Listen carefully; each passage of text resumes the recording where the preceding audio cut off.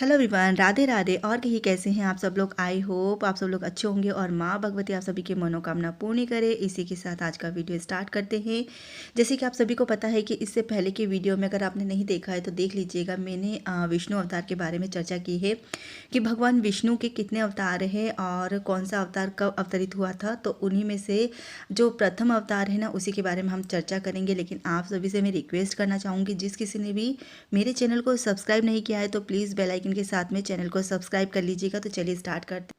ब्रह्मा जी ने हमारी सृष्टि की रचना करी और सृष्टि की रचना में ब्रह्मा जी ने विष्णु रूप में सबसे पहले विष्णु रूप में जो सबसे पहले अवतार आए थे वो आए थे सनकादि अवतार, जिनमें सनकादि अवतार में सनक, सनातन, सनातन और संत कुमार, ये ब्रह्मा जी के 4 मानस पुत्र थे जो भगवान विष्णु रूप में प्रथम रूप में अवतारित हुए थे। और इनकी जो आयु थी ना, वो 5 वर्ष की रहती थी और ये अखंड ब्रह्मचार्य का पालन करते थे।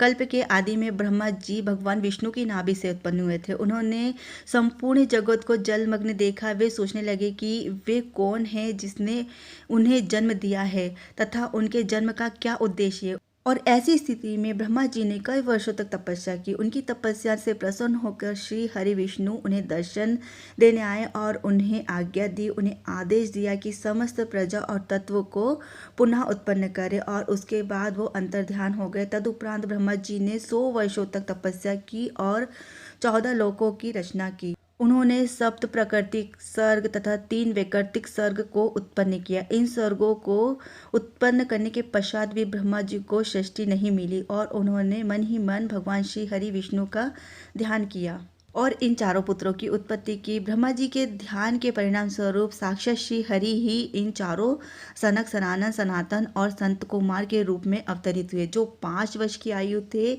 और ब्रह्मचर्य का पालन करते थे। इन चारों की आयु 5 वर्ष ही रहती थी, इससे ज़्यादा नहीं होती थी।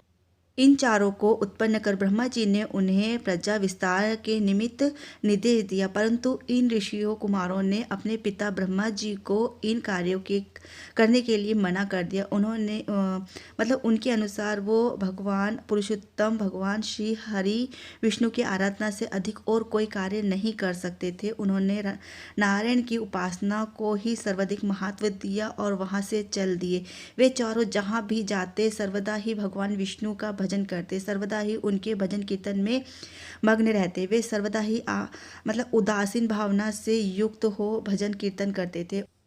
इन्हीं चारों कुमारों ने उदासीन भक्ति, ज्ञान, विवेक का मार्ग शुरू किया, जो आज उदासीन अखाड़ा के नाम से चल रहा है। चारों भाई सर्वदा एक साथ रहते थे, एक साथ ही पूरे ब्राह्मण में विचरण करते थे तथा सभी ने एक साथ ही वेद शास्त्रों का अध्ययन किया है।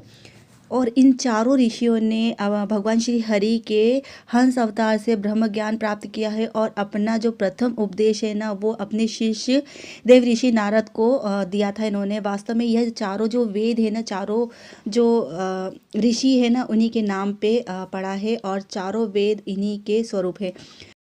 नारद जी और समस्त ऋषियों को वेद का उपदेश जो है ना, वो इन्हीं 4 ऋषियों ने दिया था। इन्हें आत्म तत्व का पूर्ण ज्ञान था।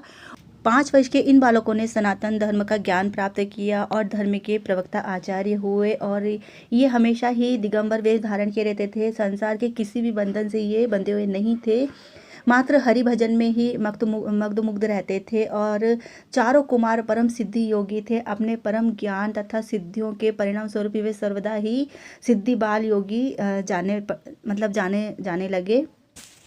ज्ञान प्रदान, वेद शास्त्रों के उपदेश, भगवान विष्णु की भक्ति, सनातन धर्म हेतु इन कुमारों ने तीनों लोकों में भ्रमण किया। भगवान विष्णु को समर्पित कई स्तोत्र लिखे। तो ये था भगवान विष्णु के पहले अवतार के बारे में चर्चा। और इसके बाद में आप लोग के लिए लाने वाली हूँ भगवान विष्णु के दूसरे अवतार के बारे में कुछ विशेष जानकारियाँ। तो आप लोग को मेरी जानकारी कैसी लगी कमेंट करके ज़रूर बताइएगा। और ये जो जानकारी मैं आप लोगों के साथ शेयर कर रही हूँ, ये मैंने बहुत सी जगह से कलेक्ट करी है, उसी के बाद मैं आप लोगों के साथ शेयर कर रही हूँ। तो आप लोग को मेरी जानकारी कैसी लगी बताइएगा ज़रूर। फिर मिलती हूँ नई जानकारियों के साथ, तब तक के लिए बाय बाय, राधे राधे।